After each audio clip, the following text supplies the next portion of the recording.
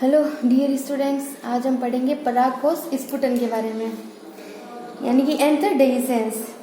जब परागकोश परिपक्व हो जाता है यानी कि मैच्योर हो जाता है तो इसकी भित्ति के फटने की प्रक्रिया परागकोश स्फुटन कहलाती है। स्फुटन में अंतस्थीशियम जो परत होती है उसकी ओस्ट कोशिकाएं, जिसको हम स्टोमियम कहते हैं, उनका महत्वपूर्ण भाग होता है, जिसकी वजह से परागकोश जो होता है वो स्फुटित हो जाता है। परागकोश का स्फुटन कई प्रकार से हो सकता है, जैसे अनुप्रस्थ स्फुटन। अनुप्रस्थ स्फुटन में जो पालियां होती है उनमें अनुप्रस्थ रूप से उनमें कट लगता है और वो उनमें फटाव आ जाता है और उसे परागकण जो होते हैं वो वातावरण में मुक्त हो जाते हैं। जैसे कि तुलसी के अंदर जो परागकोश की जो पालियां होती है उनमें अनुप्रस्थ स्फुटन होता है। लंबवत में लंबाई में जो परागकोश का जो अक्ष होता है उसकी लंबाई में इसमें स्फुटन होता है, जैसे धतूरा और कपास। छिद्रमय स्फुटन में परागकोश की पालियों के शीर्ष पर छिद्र बन जाते हैं, उन्हीं छिद्रों से होते हुए परागकण बाह्य वातावरण में पहुंच जाते हैं, जैसे कि मकोय। कपाटीय में जो परागकोश होते हैं उनमें विभिन्न प्रकार के कपाट बनते हैं और उन्हीं कपाटों से परागकणों का निष्कासन हो जाता है, जैसे कि बारबेरी। आगे हम पढ़ेंगे नर युग्मकोद्भिद के बारे में। नर युग्मकोद्भिद अंकुरित परागकण को नर युग्मकोद्भिद कहते हैं, यानी कि जब परागकण परागकोशों से निकलकर वर्तिकाग्र पर पहुंच जाता है और वर्तिकाग्र पर जब अंकुरित होना प्रारंभ कर देता है तब हम उसको नर युग्मकोद्भिद कहते हैं। लघु बीजाणु यानी कि जो परागकण होते हैं वो नर युग्मकोद्भिद की प्रथम पीढ़ी होती है, या हम इसको प्रथम कोशिका कह सकते हैं। युग्मक जनन की प्रक्रिया द्वारा, यानी कि जब युग्मक जनन का निर्माण होता है उस प्रक्रिया में परागकण का केंद्रक विभाजित होता है, जिसकी वजह से दो प्रकार की कोशिकाएं बनती है। एक छोटी मसूराकार कोशिका होती है जिसे हम जनन कोशिका कहते हैं, और एक बड़ी कोशिका होती है जिसे हम कायिक कोशिका कहते हैं। जनन कोशिका समसूत्रि विभाजन द्वारा दो नर युग्मकों का निर्माण करती है, यानी कि जो छोटी मसूराकार जो कोशिका थी वो आगे फिर विभाजित होती है और उससे दो नर युग्मक बनते हैं। परागकण की संरचना कैसी होती है? परागकण एक कोशिक एक केंद्र की अगुणित गोलाकार संरचना होती है, जिसमें केंद्रक होता है और सघन कोशिका द्रव्य पाया जाता है।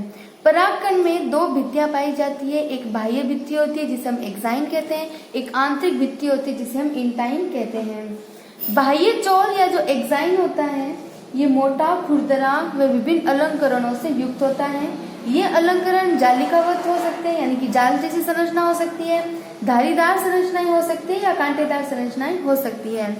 बाह्य चोल यानी कि जो एक्साइन होता है, ये एक्साइन एक विशेष रासायनिक पदार्थ स्पोरोपोलेनिन द्वारा बनता है और इस स्पोरोपोलेनिन का किसी भी प्रकार से अपघटन नहीं किया जा सकता। ये रेजिस्ट होता है हीट, टेम्परेचर और केमिकल्स के अगेंस्ट।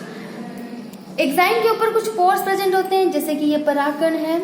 इस परागकण के ऊपर इस प्रकार के जो अलंकरण होता है उसमें जो ये छिद्र संरचना होती है इनको बोला जाता है जर्म पोर या जनन छिद्र, इसको कहा जाता है। आंतरिक भित्ति जो होती है या जो आंतरिक चोल जिसे हम इंटाइन कहते हैं, ये पतला नाजुक होता है और ये पैक्टिन और सेल्यूलोज का बना होता है। कुछ ऐसे पुष्प होते हैं जो कि कीटों के द्वारा परागित होते हैं। उन पुष्पों के परागकणों के ऊपर एक तेलीय परत पाई जाती है जिसे पोलन किट कहा जाता है। यह पोलन किट परागकणों को विशेष रंग, चिपचिपापन और विशिष्ट गंध प्रदान करता है, यानी कि इस पोलन किट की वजह से परागकणों को एक रंग मिलता है, एक उसको विशिष्ट प्रकार की गंध मिलती है जिसको पहचान कर कीट उसकी ओर आकर्षित होते हैं। पोलन किट के निर्माण के लिए जो आवश्यक पदार्थ होते हैं वो टेपिटम की कोशिकाओं के द्वारा निर्मित किए जाते हैं। यद्यपि साइंटिस्ट को पोलन किट का अभी तक सही रूप से निश्चित कार्य नहीं पता है, लेकिन फिर भी साइंटिस्ट कुछ इसके कार्य बताते हैं कि जो पोलन किट होती है उसका कार्य होता है कि एक तो कीटों को आकर्षित करते हैं, दूसरा इसकी वजह से जो परागकणों पर चिपचिपापन आता है उस वजह से वो कीटों के शरीर पर आसानी से चिपक जाते हैं, और कि ये पोलन किट परागकणों को यूवी किरणों से उसकी रक्षा करता है। टेपिटम की कोशिकाओं में कुछ ऐसे पदार्थ पाए जाते हैं जो परागकणों से बाहर आकर वातावरण में फैल जाते हैं, जिसकी वजह से व्यक्तियों में एलर्जी जैसे रोग उत्पन्न हो सकते हैं। इन रोगों को पोलन एलर्जी कहा जाता है। और उसके अलावा इन रसायनों का कार्य होता है जो वर्तिकाग्र होती है वहां पर निषेचन की क्रिया को वर्तिकाग्र पर स्त्री केसर और परागकणों के मध्य जो रासायनिक क्रियाएं होती है उनको भी बढ़ावा ये देते हैं। अब आता है नर युग्मकोद्भिद का परिवर्धन।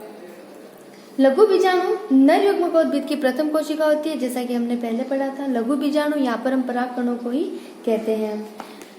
इन पराग कणों का जो जीव द्रव्य होता है वो गाढ़ा होता है और स्पष्ट केंद्रक युक्त होता है। जब ये चतुष्क से अलग होते हैं, जैसा हमने पहले देखा था कि पराग कणों का निर्माण एक चतुष्क के रूप में होता है, जब ये चतुष्क से अलग होते हैं तो ये तेजी से वृद्धि करते हैं। इनका जो कोशिका द्रव्य होता है वो एक पतली झिल्ली के रूप में दिखाई देता है और इसके अंदर कई प्रकार की रसधानियां विकसित हो जाती है। नर युग्मकोद्भिद के निर्माण की कुछ क्रिया परागण से पूर्व संपन्न होती है और कुछ क्रिया परागण के पश्चात होती है।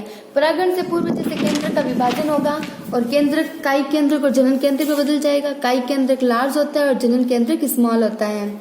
इसके बाद जब केंद्रक बन जाते हैं तो इनके चारों तरफ भित्ति का निर्माण होता है, जिससे कायिक कोशिका और जनन कोशिका का निर्माण होता है और इसी द्विकोशिक अवस्था में परागकण जो होते हैं वो स्फुटित हो जाते हैं या परागण की क्रिया जो होती है वो संपन्न होती है। परागण के पश्चात पराग नलिका का निर्माण होता है।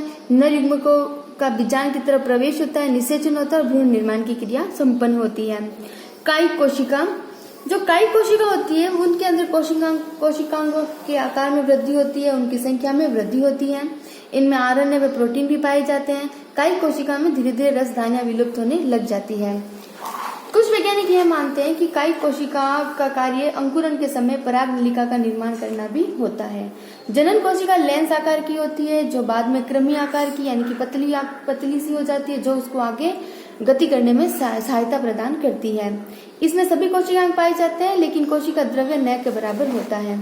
कायिक कोशिका व जनन कोशिका में डीएनए की मात्रा समान होती है, जबकि कायिक कोशिका और जनन कोशिका में आरएनए की मात्रा कम होती है। कायिक कोशिका में कोशिका द्रव्य की मात्रा ज्यादा होती है, इसलिए आरएनए भी इसमें ज्यादा होता है। जनन कोशिका में कोशिका द्रव्य न के बराबर होता है, इसलिए इसमें आरएनए भी न के बराबर होता है या नहीं होता है। नर युग्मकों का निर्माण जब पराग कणों का अंकुरण हो जाता है तब युग्मकों का निर्माण होता है, अर्थात इन युग्मकों का निर्माण पराग नलिका में होता है। लेकिन कुछ पादपों में युग्मकों के निर्माण की प्रक्रिया पराग कणों के अंकुरण से पूर्व हो जाती है, जैसे कि कुल्फा और बंदरबाटी। लेकिन मुख्यतः पादपों के अंदर युग्मकों का निर्माण पराग नलिका के भीतर ही होता है। पराग नलिका में जनन कोशिका का विभाजन होने से यहाँ दो कोशिकाएं बन जाती हैं जिन्हें नर युग्मक कहते हैं और यहाँ पर जो विभाजन होता है वो समसूत्री विभाजन होता है। प्रत्येक नर युग्मक एक कोशिक होता है, अचल होता है, अकशाभिक होता है और अगुणित होता है। जैसे एक परागकण में एक से दो केंद्रक बनने के बाद उसमें द्विकोशिक अवस्था आ जाती है और उसके बाद पराग नलिका का निर्माण हो जाता है, जिसमें नर युग्मक कायिक कोशिका को फॉलो करते हुए आगे की ओर गति करते हैं।